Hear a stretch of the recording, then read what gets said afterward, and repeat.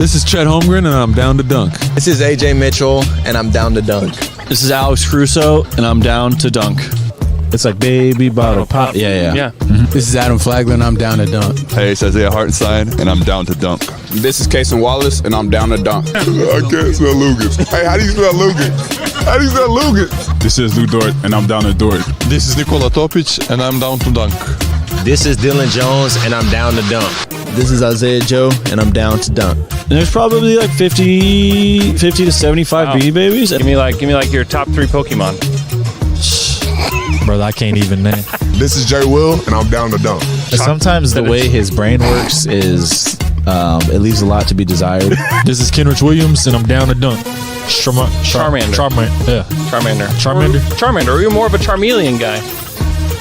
Charmeleon. This is Shea Gilgeous-Alexander, and I'm down to dunk. Schlecht.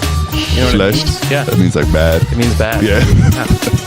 Yeah, that's me. Well, it was a good interview, so it wasn't bad. J-Dub, year 3, and I'm down to dunk for the 3rd time. Thank you. Ooh, welcome to Down to Dunk. I'm your host, Andrew Schlecht. We're part of the Athletic Podcast Network. With me on a Wednesday morning is my good friend Alex Speers. Alex, what's up? What's up, Andrew? Oh, Did you see the camera just changed? I did, and I don't think your mic is connected, Al. Damn it. How about now? There he is. He's back. Just like the Thunder, we're back and winning this game by double digits last night in Philadelphia. They win 118 to 102. Got just dangerously close last night to a team that really had no business being in a game with the Thunder. They started Kelly Oubre, Eric Gordon, Reggie Jackson, Gershon Yabusele, and Ricky Council. So Justin Edwards, in case you didn't know his name, now you do, showed up scored 25 points off the bench. And so did Jeff Doughton Jr., making his mark on the NBA last night with 18. This one got a little bit too close for comfort, which is understandable. did it? Of a long road trip. Was it really? Were you ever actually scared? Was I? No, I wasn't really. No. Even when I rewatched the second half, even knowing that it got down to like 4 or whatever. Mm-hmm. I'm still watching, like going, how did this even happen? Even as it's the numbers are going, the differences to 4. I'm like, what? Nothing's making sense. Like, this team was so bad.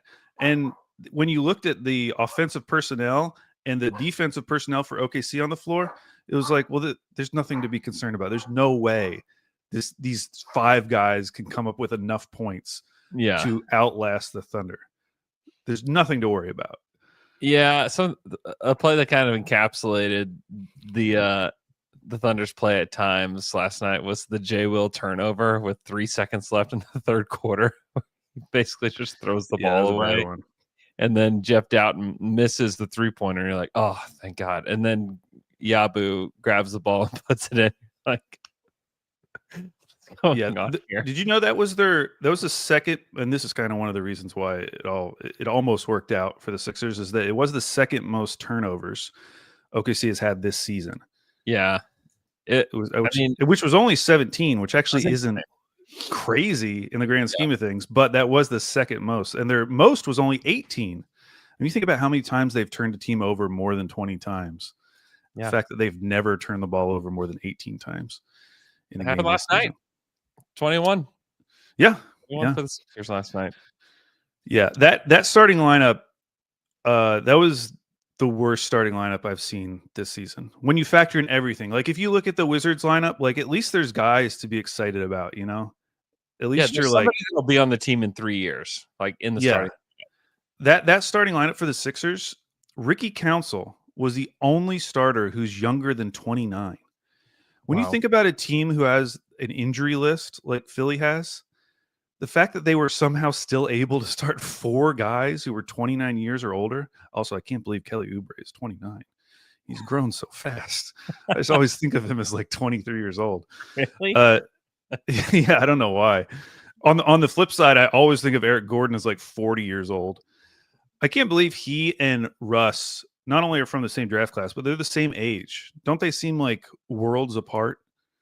They don't to me. I don't know. Really? I just think. I mean, Russ is just has always been a better player. No, But- I know, but like you watch Russ and like he can still move. Oh, And Eric Gordon just looks so creaky. to be fair to Eric Gordon, there are very few players left from that draft class still in the league.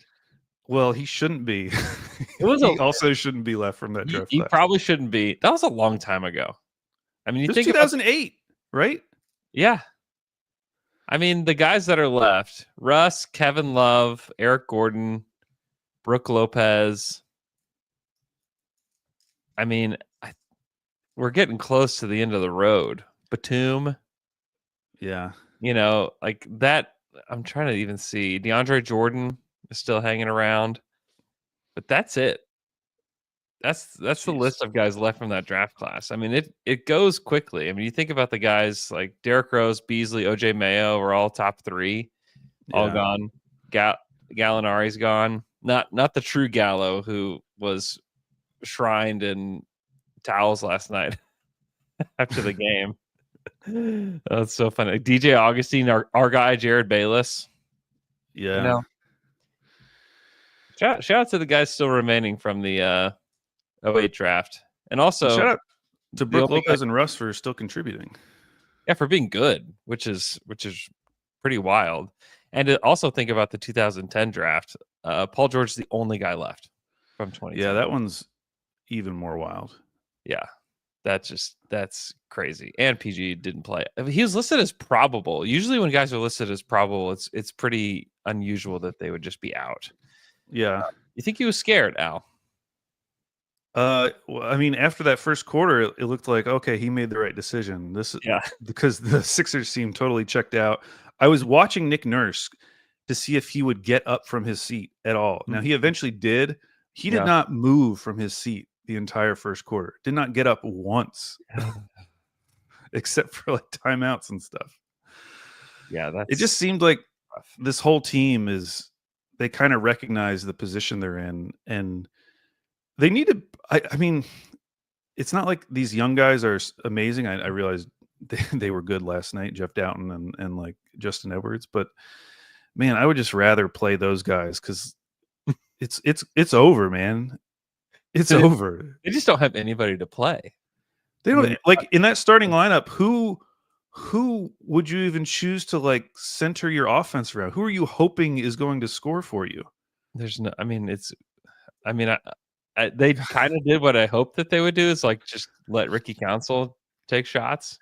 Yeah, but yeah, I mean, there's nobody. Like this is worse than like any tanking lineup the Thunder ever threw out. It's oh yeah, for sure. That's what's so depressing about it. Yeah. And by the way, double win last night for the Thunder, beating the Sixers. They currently hold the 8th spot, which I think that it's probably not far off from where they'll be. You think? Yeah, so it's really interesting. I mean, this is kind of shaping up to be a perfect storm for OKC because on the back end, like they're already 5 games up on the Jazz for the for the 5th spot in the reverse standings. Yep. So like they have no chance of being bottom 5, really. I mean, a 5-game lead against tanking teams this year, like you have no chance. Yeah. So their best case scenario, if they wanted to tank, would be 6, and that would require the Blazers to pass them, who lost a bad game last night to Brooklyn, although Scoot Henderson had a crazy game, and Brooklyn, who we assume is going to trade some of their guys and get even worse. So, like, I think it's going to be really tough for Philly, assuming that Maxey and Paul George and maybe Embiid come back at some point. Even if they play a smattering of games, like they're going to prevent them from getting much lower. Mm-hmm. So I think we're good there. So then you look at like, okay, well, who can they jump? And I think like, yeah, they could probably jump Chicago at some point, although it just still hasn't happened. But like, it still hasn't happened. Yeah, it's beyond possible. that. Like the next team up is Atlanta. Is that right? And they're already 4.5 games back of Atlanta. They're not passing Atlanta. Atlanta's good. So like this is like it feels like their best case scenario right now is to sneak into the play-in in the last spot Mm-hmm. and then have to win 2 games to get to the playoffs. I mean, I'm kind of banking on this being around it, kind of like that Clippers pick from back in the day, like somewhere in like the 8 to 12 range. Yeah, Which is amazing. it's amazing, and there's some good players in that range too. And it makes up for the Clippers pick. You know, the Clippers are perfectly fine, and that pick will be somewhere in the teens or early 20s, but kind of makes up for the fact that that has not been the amazing pick we thought it was going to be. Yeah, exactly. But still, like in this draft, to have if you had like 10 and 21, Yeah, I mean that would rock. That'd be amazing. that would rock. Nick rocks. We Nick could get rocks. we get an our Nick Stauskas. You can get our own Nick Stauskas in the form of Konka Nipple or Liam McNeely. Yeah, How'd you feel about Konka Nipple on the Thunder? I don't care. You don't care. I really don't. This Why team's not? like this team is 33-6. Yeah, I don't care what 20-year-old they're going to add to their team. I'm excited. I'm excited about who it could be. I mean, I hope it's a good player, but man, like the stakes just keep going up every year. Like, good luck. You're going to be so good coming in to get minutes on this team. Got to be really good. You have to Good have luck. a very elite skill. But we're in like the sweet spot though, where we can care about the draft and can care about the NBA title, which is a very rare place to be. It Yes, just but nothing is like hinging on it. Like if tomorrow the NBA came out and said we're actually taking one of OKC's picks away. They have too many. Yeah, it would be there'd be an uproar, Andrew, but ultimately I'd be like, you know what? We probably had a little too many this year. We need to do something with them. I don't really care. okay. It's okay. Yeah. I mean, it will ultimately matter when you're talking just about like team building and keeping this group together over time. Like they're not going to be able to pay everybody. And if they can hit on somebody at like 10 in this draft, Well, they can come in and they can play. They're going to have to free up roster spots if they want to do that. I mean, isn't it that they've already got 14 of the 15 spots are guaranteed for next season? Yeah. So, I mean, that would have to happen like now if they want to bring any more than one rookie onto the team. Yeah, I have a hard time. rounder. I have a hard time believing that they would bring in more than like one top level rookie. Well, then they got to start trading those picks, Andrew. I know. They're going to have a lot. I mean, my expectation is that they trade for future picks still. Just because I don't know what deal is out there to be made for them that makes just like a ton of sense. But you know, it is super valuable to have picks when your guys are in their overlapping primes. And so the more of those you can have in like 27 and 28, you know, the better off you are. Because then you can, like, you know, more of like exactly what you need. You've been through the playoffs multiple times and you know where the pain points are on the roster. And so I think that to me makes the most sense just because, yeah, I mean, this team and Mark even talked about it after the game last night when asked about Caruso. It's like they've been playing without a lot of guys on this road trip and it still just hadn't made that much of a difference. You know, if you were to just show somebody this team, you know, that they wouldn't know that guys have been missing and like significant players have been missing, which is it's just wild. And yeah, I mean, it really just shows you how good Shea is and how good Shea has been. Shea at one point, I don't know if you were keeping track of this, but Shea at one point was 10 for 10 from the field last night. Yeah, he was like Scoot Henderson out there. He was looking like Scoot out there. That's exactly what I was thinking.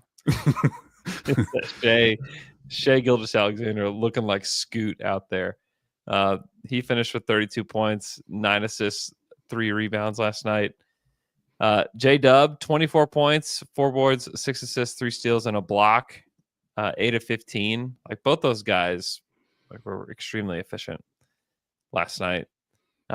He was asked about being an all-star and like what he if he cares about being an all-star, and he's of course just kind of saying the right things, that it'd be cool to go to the all-star game, but he wants more wins instead and wants to keep winning. More wins. Oh my gosh. I think he's getting There's so many, Andrew. he's getting too Getting greedy. greedy. Yeah. Okay, Andrew, would you trade, thinking about pick consolidation? Because one of the issues with this whole Jimmy Butler situation is that he only wants to go to the Suns. The Suns would have to trade Bradley Beal. It is like almost like NBA comedy that he's like, that's the only team I want to go to. And it's like, which team is going to be hardest to make this trade? It's going to be that one, the one I want to go to.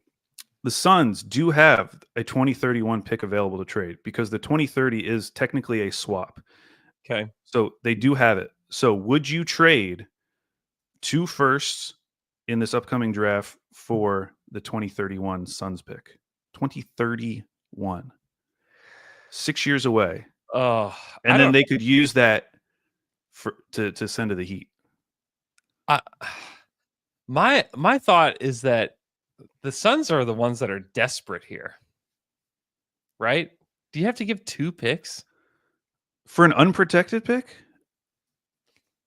I mean, they don't care about they don't care about the draft anyways. The Suns. Well, they say that, but I mean, they did pretty good last year with what they had. Yeah, they did okay. Yeah, I don't know if I would give. I mean, I don't know. Would you? You're not getting it for a pick. You're not getting an unprotected 2031 pick for nothing. This is you just said this is the kind of deal you want to do, and now you're turning it down. I know. You have to do something, Andrew. You got to trade the picks for something. If it's completely unprotected in 31. Yeah. I mean, I might pull the trigger on that. I might want them a little sooner than that though, than 31. But you might not be able to get that. What if you can't get that? I mean, not from Phoenix, you won't be able to get it, but you might be able to get it from other teams. Who? Everyone who, all the teams who trade picks like that, they don't have picks anytime soon. Dallas, Denver, Milwaukee, Suns, like all the teams that you would think that would want to go all in on a move like that. Like they don't have the picks to trade. Would you do that if you were Phoenix? Only if I knew that would satisfy my Miami, which I don't know if that would be enough for Miami to take back Bradley Beal. Trade for Jimmy Butler if you're Phoenix? Oh, I think they're in just like the who cares part. Like there's no outs. I know. There's no outs right now. So I mean, if I'm them, I'm just it gets over anyways. So like, don't give up future assets. That's just kind of how I feel. Yeah, but I don't know. Like, if it's over, then blow it up. This is my problem with the teams like Golden State or with the Lakers, who are like, "Oh, we just really don't want to like mortgage our future." Then blow it up. You're done. It's over. Yeah. Like, move on. Yeah. I think if you've won, with the Steph thing, I probably get like overly sentimental with it. Yeah, and just think like, find a way to write it out. I get that you don't want to mortgage the future because you're not going to do anything to become like a great team again. But I don't know. Like, are Lakers fans mad that Kobe finished out his career with them and like we never saw Kobe wear another uniform? I kind of feel the same way about Steph, even though in the moment of times you're like, man, this kind of sucks. But I think once you get down the road and it's like Steph Curry retires, he's only worn a Warriors uniform, I think that you feel good about that. You know what I mean? But like, what's the floor for experiencing that? Because I mean, they're at the 12th seed right now. Yeah, it's been way worse than what anybody thought it would be for Golden State. They look pathetic at this point. Yeah, they have the same record as Phoenix. Who also sucks. Both those teams are really rough. It's so funny that the Suns were on a 3-game winning streak. They actually had won 4 of 5, Andrew, and their 4 wins: Philly, Atlanta, Utah, and Charlotte. And then they just lost. But also in that stretch, they lost to Charlotte, and then last night they lose to Atlanta. Yeah, this part of their schedule is so easy. Like their next couple: Washington, Detroit, Cleveland, Brooklyn, Washington. Like they should be cleaning up right now, and they're still dropping these dumb games. They should be. 'Cause Detroit's Detroit's not bad anymore. Yeah, Detroit's good. But getting Washington, Brooklyn, and Washington in a 5-game stretch, I mean, that's good. Yeah. Yeah. Their schedule, like last year, just becomes insane at some point because they're getting all of their Eastern Conference teams out of the way right now, or at least the bad ones. Mm-hmm.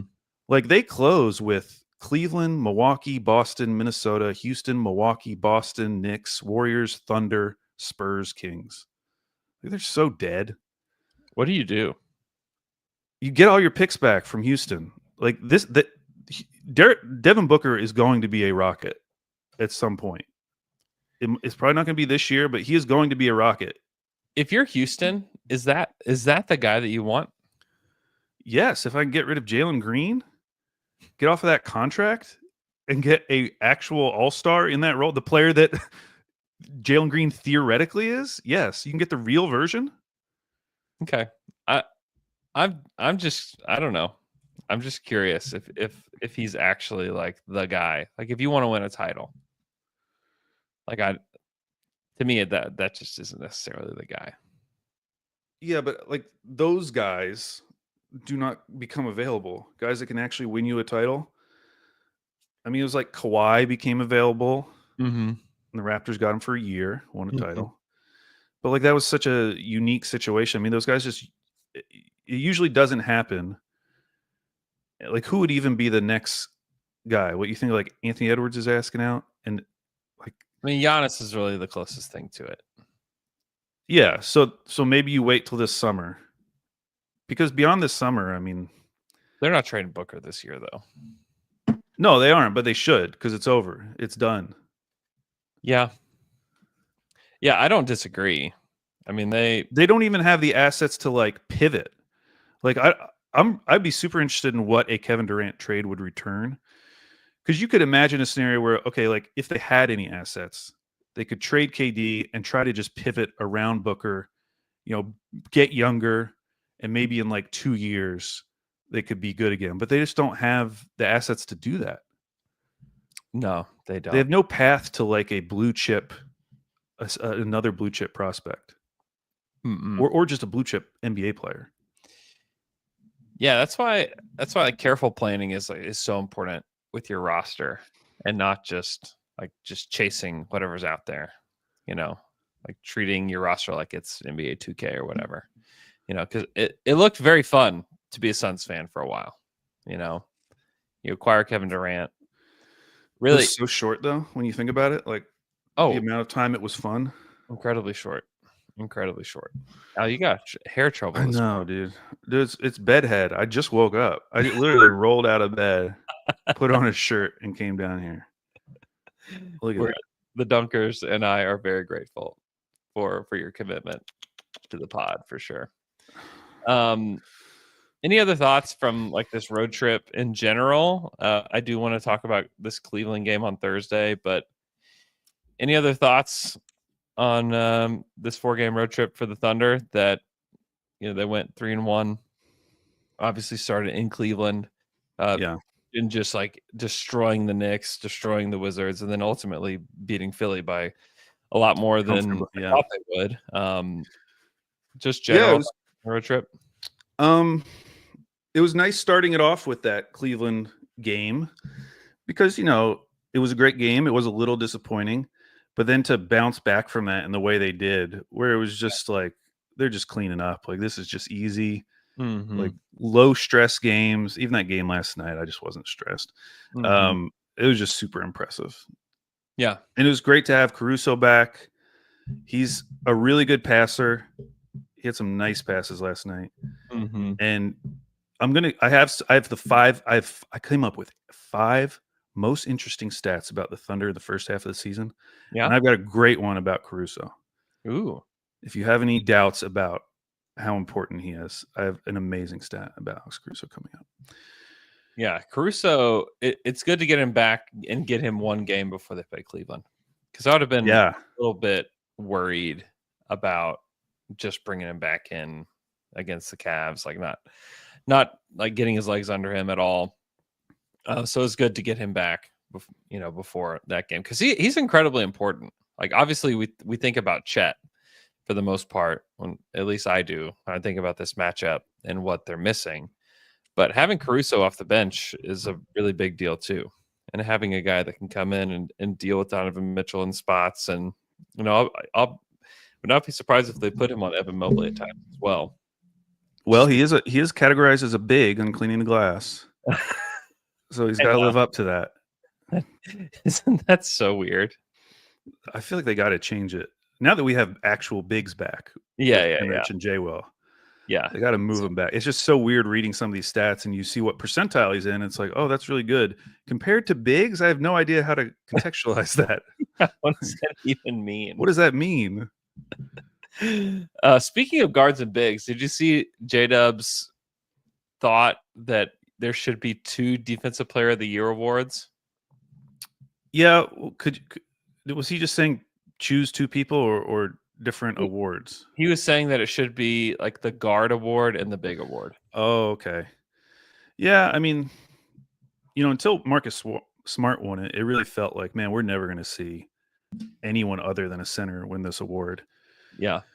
So that did like open my mind a little bit, like, oh, maybe it is possible, but it probably isn't really possible. I feel like that was kind of a perfect storm season for him. Mm-hmm. And maybe you could even argue that Time Lord was like the more important defender for the Celtics that season.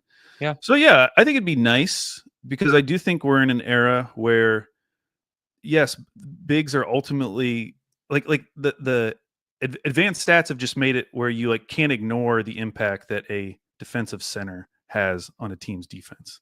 And so as a result, those guys are just like most 99% of the time going to win that award. And so it'd be nice to honor like the wings and guards because perimeter defense is so important now, especially if you like don't have some amazing, rim defending center behind you. Mm-hmm. Like having like an OG Anunoby on your team can be super important. So I like that idea. I'm generally in favor of they came up with awards like the Clutch Player of the Year award. I think a guard wing defender of the year award is way more interesting and meaningful. Mm-hmm. Yeah, I agree. Yeah, you look back, it's Gobert, Jaren Jackson, Marcus Smart, Gobert, Giannis, Gobert, Draymond, Kawhi. Yeah. Kawhi. Yeah, you have to. It's so hard to do it as a wing. I mean, Kawhi was like. I mean, you have to be like so loud. Yeah. As a wing defender to get noticed. Yeah. Like the fact that he could like snatch balls away from people who were just standing in front of him dribbling. Like you have to have so many of those moments for people to really care about you. Mm-hmm. Yeah. Gary Payton in 96 won it as a point guard. Yeah. Obviously Michael Jordan won it, but Sidney Moncrief won it twice as a shooting guard. But like that's about it. Yeah, it is super tough. And I would guess a big is going to win it again this year. So it is interesting. I mean, Dort better make all defense, right? I bet he won't. Yeah, that is so crazy. Like that is actually insane. And it's because of like did you see the Matt Moore tweet from the other day? I stopped following him. Okay, well, he said that. Well, maybe it's a good thing. I don't know. I like Matt, but it's he said that like Shea has a chance to win defense. There's a case for Shea to win Defensive Player of the Year, and like he brings up some stats about like him contesting like his number of contests and what guys are shooting against. Yeah, like that's all great, but it just kind of it just reveals the way that a lot of voters think about this at times, and they just look at the stats. They're not watching how these guys are affecting the defense at all. Because if you just watch 10 games of the Thunder, you're like, oh yeah, the most important defender on the Thunder's Lou Dort. Okay, great, makes sense. But like, there's not a lot of stats to back it up, and like that's the problem with this all along. And to think that like, and I'm not saying Shea would be undeserving of being like on an all defensive team. There's only 2 teams. If he made it, that would be cool. It'd be an honor for him. But it would be a misrepresentation, of like what was happening on this Thunder team. Yeah, it's never going to happen. And one of the reasons is because they are so good defensively as a team that it's not like when Dort's on the court, they're just elite defensively. Right. Like Yeah. You need a fall like, somewhere in order for him to get the recognition that he needs. yes. And this is one of the reasons. Okay. I'll give Matt Moore some credit. An idea he brought up with the MVP that I've always agreed with is that on-off numbers are stupid when it comes to deciding awards, because half of that conversation is based on how terrible the rest of your team is. Yeah. And you should just focus on the on numbers. How good is this team when you are on the court? Nothing else matters. You should not get a boost because your bench is terrible. I realize that we're Thunder fans and Russell Westbrook won a MVP in 2017 partly because his bench was so bad and they were so incredibly good and the difference was so big when he was on the court. Shout out to Smosh. But you truly should just look at how good a team is, because in the case of Dort, like I'm on PBP stats, they're better defensively when he's off the court by defensive rating. Like that right there, he's never going to. I know. I know. I know. And the reason is because he gets all the toughest assignments. When he's on the bench, they're going up against bench units. Like they use Dort on the most difficult assignments.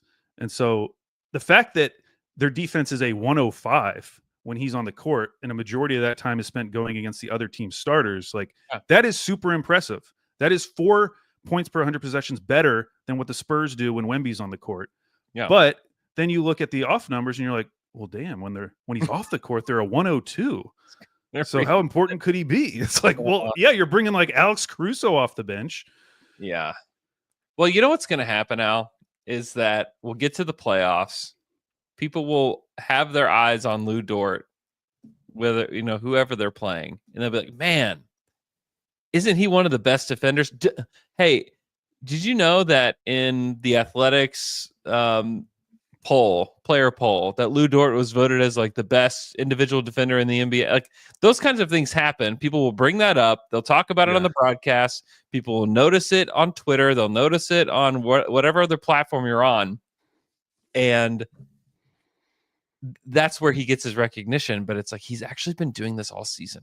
Like it's just something that has just started to drive me crazy, honestly. Unless they play the Mavs, and then it'll just be like, man, Luka's must be injured. Luka must have an injury. There's no way this could be because of Dort. Yes, he looks fine in the next series, but something must have been up with Luka. Yeah, he was totally fine and got to the NBA Finals. There must be something wrong with Luka because Lou Dort is doing such a good job. Yeah, it's one of those things that drives me nuts about the way that people try to talk about the Thunder defense. At least give it to J-Dub, because like J-Dub takes a difficult assignment almost every single game. Yeah. And has to play up every single game, and like has to defend the bigger, like the power forwards that are good. Like that's who he's got. Not that like Julius Randle's like some crazy player. Like he's a very good player, but that's his assignment. He had Towns and completely took him out of the game at times. So like those guys, I think, deserve a ton of credit for what they do. And it's just funny that like still somehow, and Shea deserves all the credit in the world. I think that they have only lost 6 games because he is the leader of their team. But like Shea's not the best defender.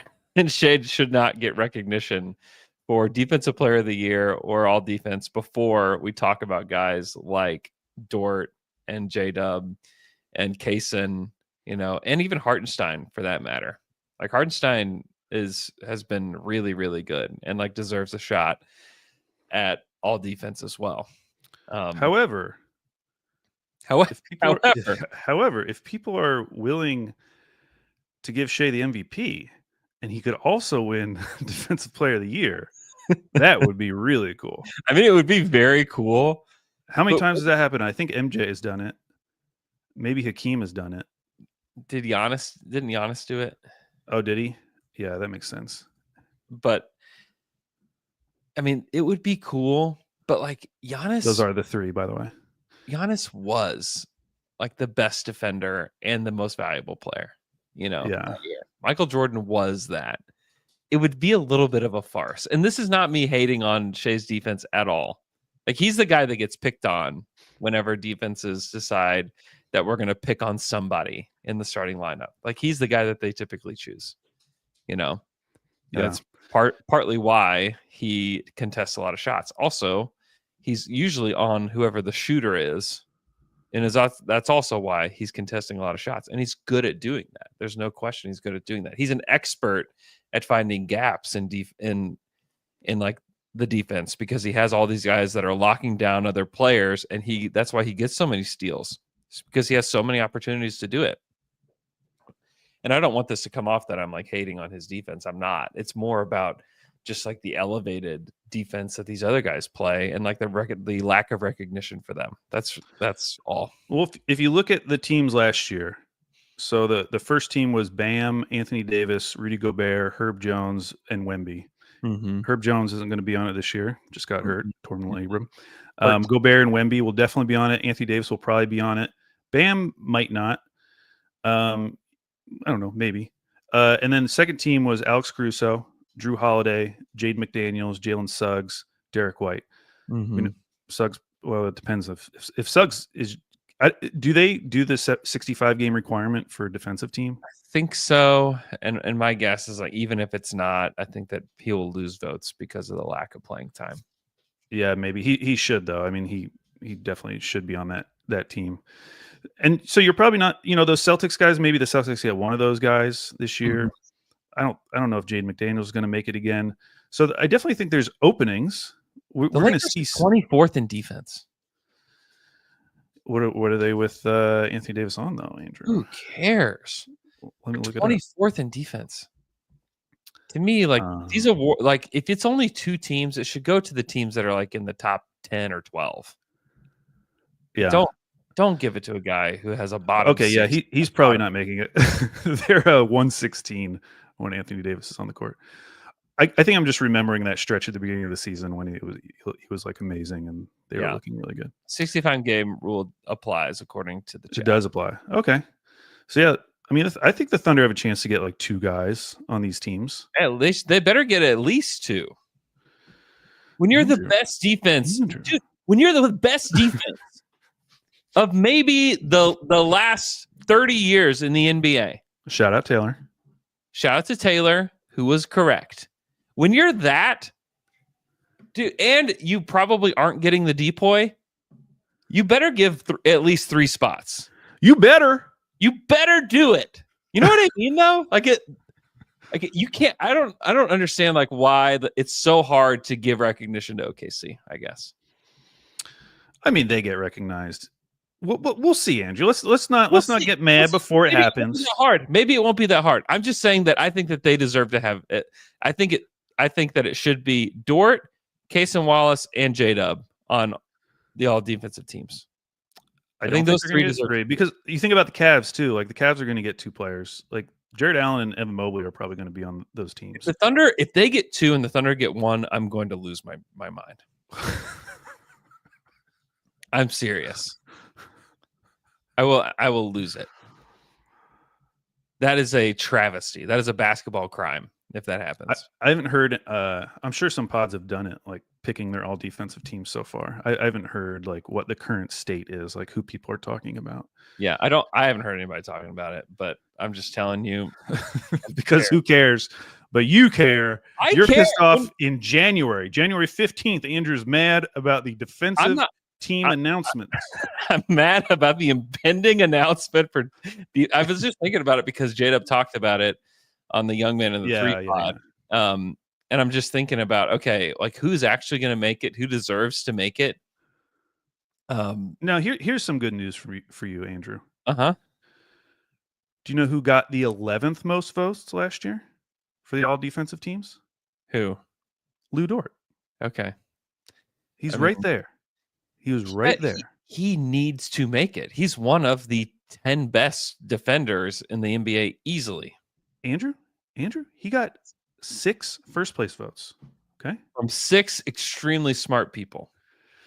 And 22 second place votes. So yeah, now that I've seen this, he's going to make it because it's built in. You know, like you have to get momentum for things like these because it is so hard for just the average NBA fan who cannot watch every team to really have a strong opinion about everyone's defense across the league. But that tells me that okay, his momentum's been brewing.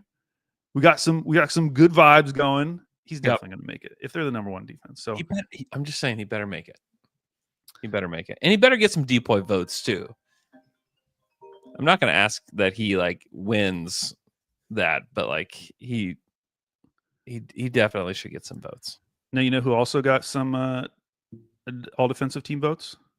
Shea, Bobby Portis Jr., okay, Brandon Pajemski, DeJounte Murray. Those are just some other guys. De'Aaron Fox. So a couple people thought that these guys were one of the 10 best defenders in the league. Pajemski is a wild one. It's got to be just because of the charges, right? It probably was. Which great lead in, Andrew. Do you want to take a break and then I'll come back and do my Let's do it. Let's take a quick break. We'll be right back. And we're back after that quick break. Al. All right. 5 most interesting stats about the Thunder in the first half of the season. Pew, pew, pew, pew. And I ordered these so that they could get progressively more interesting, in my opinion. Okay. Number 5, the Thunder have only taken 8 charges this season. That is the 3rd fewest in the league. Wow. It was only last year that they were tied for 8th most in the league with 39 charges taken. We're halfway through the season, and they have 8. Wow. Interesting. Like most of those Isaiah Joe, I would guess. I don't know. Yeah, that's probably. But hey, for all the haters who said that, taking charge isn't real defense, well, Thunder are playing some real defense this year, okay? Turns out when you have a real center, you don't have to take that many charges. Yeah. And like the team with the fewest is 6. So like that's how low OKC's totals are right now. Like they're close to having the fewest charges. Wow. That's number 5. Here we go. More interesting. Number 4. The Thunder take 32.6% of their shots from the mid-range. That is the 5th highest percentage in the league. But as a comparison, in the Thunder's first season in the league, in 08-09, they took 51.1% of their shots from the mid-range. Just as a comparison point. Right now they're 5th in terms of being a mid-range team. But back then, they took over half of their shots from the mid-range that first year in OKC. Despite the dramatic decline in mid-range shots in recent NBA history, however, OKC this year is taking a higher percentage of shots from the short mid-range, aka floater range, than at any other point in their franchise history. Wow. So that first year in OKC, when they took over half of their shots from the mid-range, only 18.9% were in floater range. 32.1% of all of the shots they took were long twos. Wow. Damian Wilkins.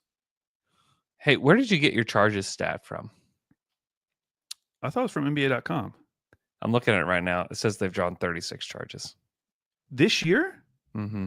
What? Mm-hmm. I hate to be the bearer of bad news, but that is the most in the NBA. No. That's what it says. Are you sure? I'm looking at totals, hustle stats, 24-25, regular season totals, charges drawn. Oh, no. I wonder where I saw that then. I don't know. It can't be per game. Yeah, no, it's not per game. Yeah, I see what you're saying.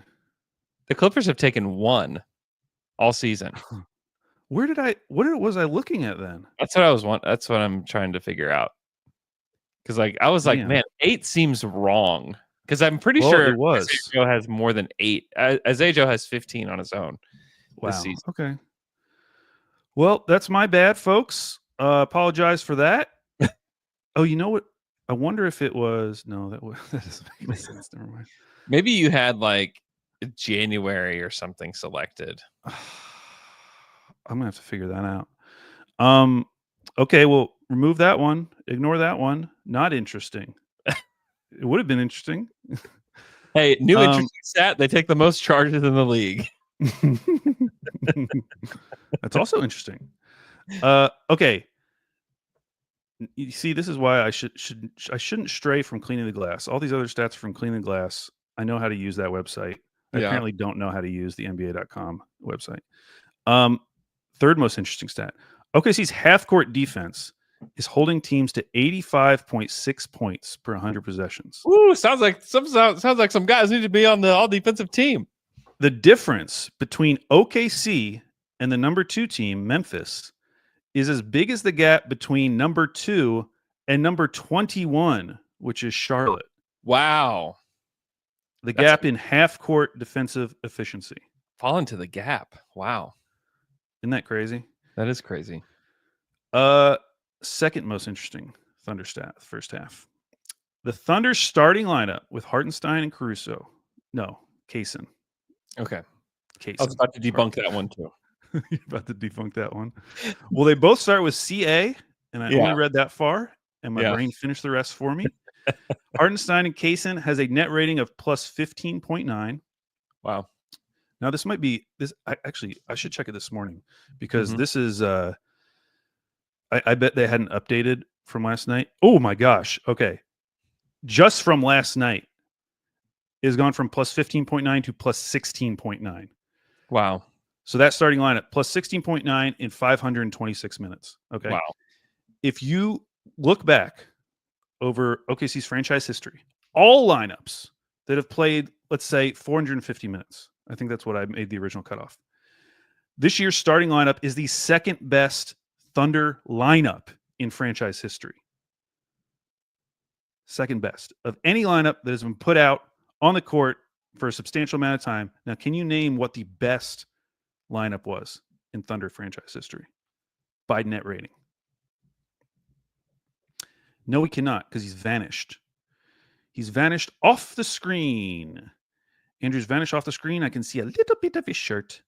A little bit of his shirt. Here he comes back. Sorry. I was getting a call from the hospital. I have my surgery tomorrow, and so they're calling me with all kinds of info today. So very nice of them to do that. So nice. Andrew, what was the best starting lineup? No. Best lineup in Thunder franchise history. Oh. You have any best guesses? Lineup in franchise history. Was it from the 12-13 season? Was it like the... It was not. Interestingly enough, it was from the 15-16 season, the last year, which is funny because I remember that season us being like, what is this team? Like, what are they doing? Like, they weren't.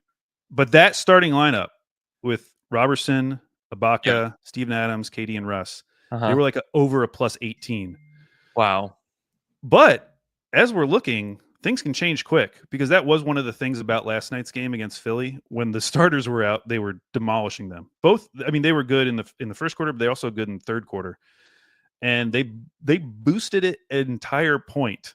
So they're up to plus 16.9, which if you're looking at just lineups this year, Indiana's better than that, plus 19.7, and Boston is at plus 22.4. Wow. But still pretty good. Okay, Andrew, final one, most interesting stat about the Thunder. When Alex Caruso is on the court, the opponent's turnover percentage increases by 4.2%. Now think about that for a second, because turnover percentages aren't like astronomical. You know what I mean? Like, having like a 15% turnover percentage is like normal. I mean, or that's like something you might see. When he is on the court, it increases by 4.2%. The only player who has played as many minutes as Caruso and affects the opponent's turnover percentage that much is Musa Diabate. Diabate. I think it's Diabate. Yeah, Diabate. Musa Diabate from Charlotte. Now, what's important, though, is that Charlotte's other players are terrible defensively.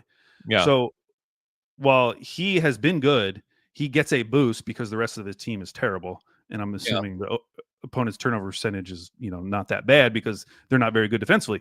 Caruso is doing this on a team and a defense that is still elite when he's on the bench. Yeah.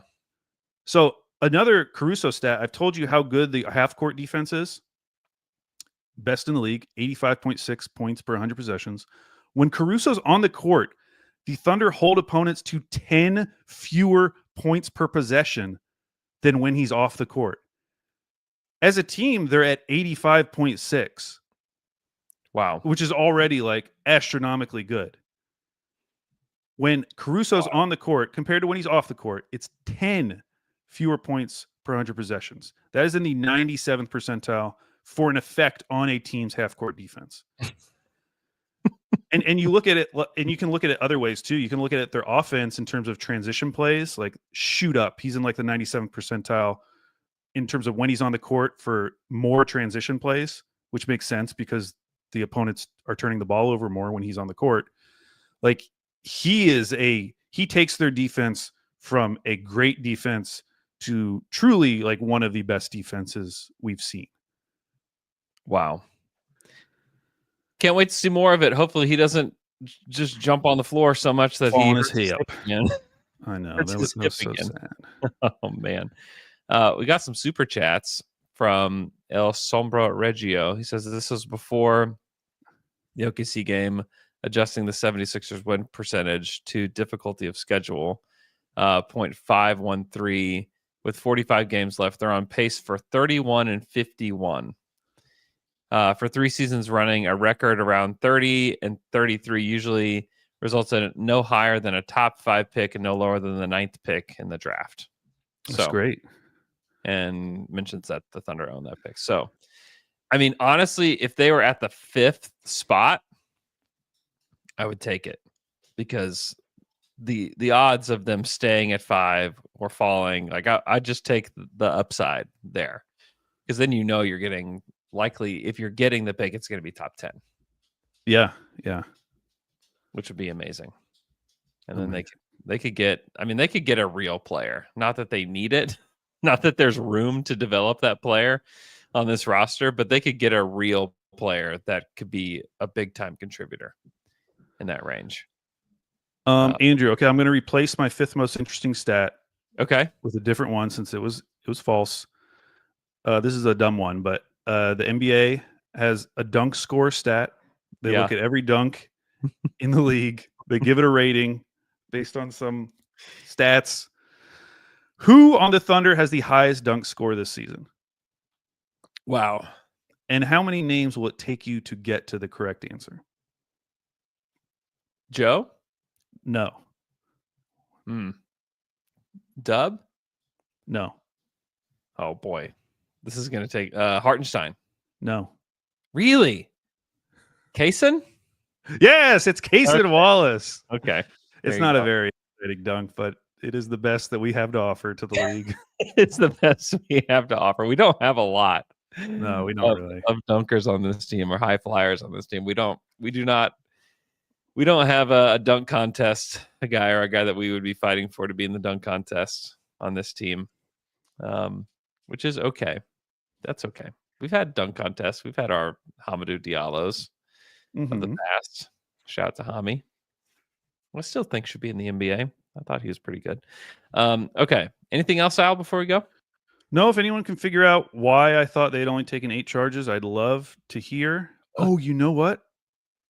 What'd you do? I figured it out. What? I figured out what it was. Okay. So on NBA.com, you can go to general stats and then violations. And there is a stat called charge. But I'm assuming that is for getting a foul trying to take a charge. Okay. Taylor In which case, charges called against. Charges called against. Oh, so like the other team picking up a charge on the Thunder. Yeah, I guess so. Maybe that's what you were looking at. Anyways, they only have 8 of those. So Thunder play the Cavs tomorrow night in Oklahoma City. I will not be there. I'm still very sad about that. But Al, predictions for Thursday night. Oh, I'm predicting a big home win, Andrew. We got Caruso back. We're looking healthy. We're looking spry. Got a day off, but so Yeah. do they. They were in Indiana last night. Mm-hmm. Should be a great matchup, but I would love to see them protect home court Come on, beat this Cavs team. get the Just because if they don't, people will say some annoying things, and I just don't want to hear those things. Yeah, Because ultimately these games don't really matter. But yes, I would like to see them win. Now that I know how good they are, they don't really matter. But yes, I would love to see them win, and I'm predicting a win, Andrew. yeah. A We big, always a big have- one, 30 points. What's great though for being a Thunder fan right now is that we have the Chet thing in our back pocket no matter what. Because if That's they lose, true. You can if they always lose, bring that out. and it's close. It's like, you know what? They did it with they won again, but it's without Chet. And then if they win and beat the Cavs, and like, can you believe they did this without Chet? Yeah, and even if he comes back first, I'll do it about AJ Mitchell. Yeah, that's right. Doing all of this without AJ Mitchell. Can you believe it? Can you? It's hard to believe. Shout out to AJ. Oh man, get well, AJ. Okay, we'll have another show for you later this week. I'll be taking a hiatus. I will still have shows locked and loaded for you guys. That'll be more evergreen. That will drop next week. Hope everybody's doing great, and we will talk to you guys again on Friday.